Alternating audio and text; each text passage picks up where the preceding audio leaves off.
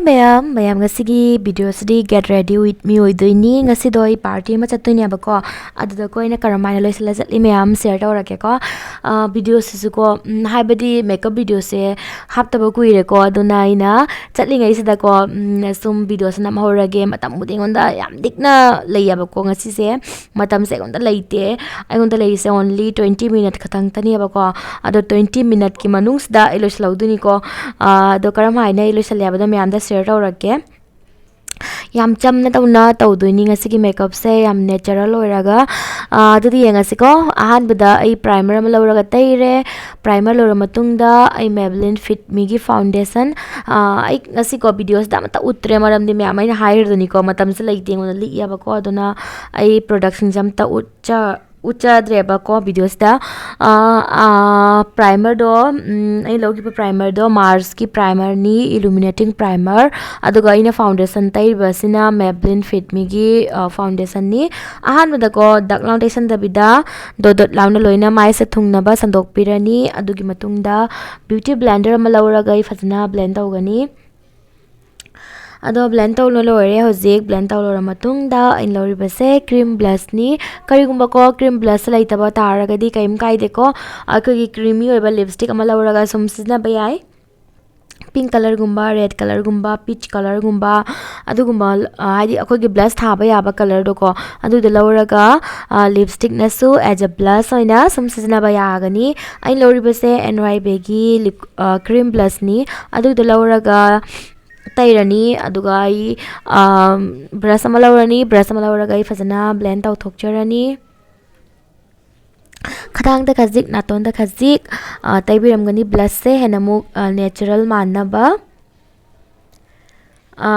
powder ama lawre ko compact powder ama lawraga loina set tawrani liquid production do ko set taw bose am darkar tai ko set taw da bataragadi akoigi makeup to long lasting oroi ko aduna khara smooth oina ba long lasting oina ba powder product ma lawraga set tawbase maru oire aduna I hozik powder ama lawre compact powder Maybelline Fit Me gi compact powder ni lawrise lawraga mai saloina set tawrani set tawlo matung da ko mayam ingaksam ade nakong kai kaksuloina nakong jodi taire ko do ngaksam kai kaksidi loina ko na tairani ai ngaksam sute ba kaw biganu nakong ngaksam mai sise loina machu semta amata oina mana halwa bana tragadi yengba matamda phajade dana ko marang turanga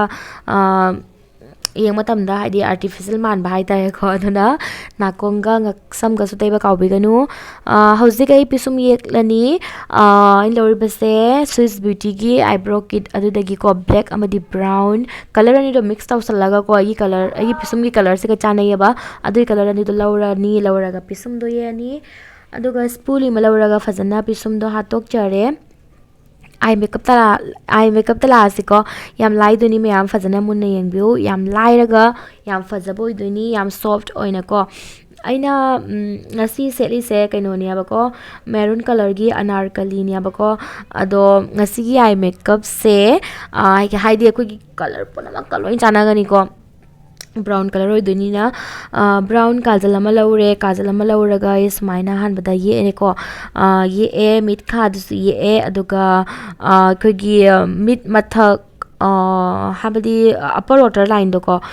upper water line adu suyani fajan tawna thungnaba loina kunaga chini yauna yekpirani ko aduga brush ama lawraga mayam yengo aina blend tawri bajaga ase mathak rom chesta smaina line se magi line se udana ba smooth oina ba smaina blend tawbigani fazana blend tawba tamda mayam khutto yam light oina soft oina blend se tawbiwa ba ko color do pung kok on doina te ko koina haidi kai haini mayam line se ko khoi gi line udaba habadi boundary kari ka khoina color ani samna ba smaina line kari kak se ko udana mani aba phajana blend tawdu se soft oina una ba hausigai brown kajal brown color gi eyeshadow ma lawre ko lawraga aina tairi ba jaga ase mayam sta tairani tairagam ka fajana blend tawrani mayam crease line gi manung do ko adu gi manung do tai duni ko adu gi mathak tai sal loya ba color jing je hojik adu lor matung da amuka brush on dhorani ko brush se blending brush ama laure fluffy blending brush sigis laurani lauraga smaina crease line ko gi color tai gi bado ado har sanam ta udana ba phajana muka blend tau thok charani bit makha da ko same brown color do laurani lauraga mit makha do samuk tairaga phajana blend tau biramgani mit uthak tairaga mit makha da tai da ba seng ma matam da phajadena ko aduna mit makha da sumaina tai biramo do ai makeup slide mayam sikaktani hosik face contour mukha jejik tawoni ko aki face se structure ma pibina bagi damakta shape ma pibina bagi damakta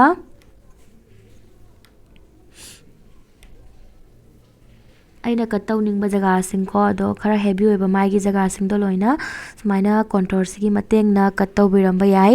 hojik blush am laure lori ba je peach color gi blush ne ba ko lauraga taire inner corner da highlighter hapcha gare aduga nose ta khachitang highlighter hape ado yam kahena de highlighter tai drenga se lip liner ama lauraga lips ke boundary ado yak thok charani hojik lipstick ama tharani lipstick hek ama haibura ke ko aina mit mathaga tai gi ba brown color gi eyeshadow do lauraga brush ama lauraga chinban se khara tai biramani mit ka gi chinban color do manana ba haina sini mayam ga si final look and the post we matam laitre aduna ngasigidi mayam bye bye mayam agi video se engda nungaragadi khajitang paba kana fanglagadi like share subscribe to ba kawbiganu sine party mafam deini bye bye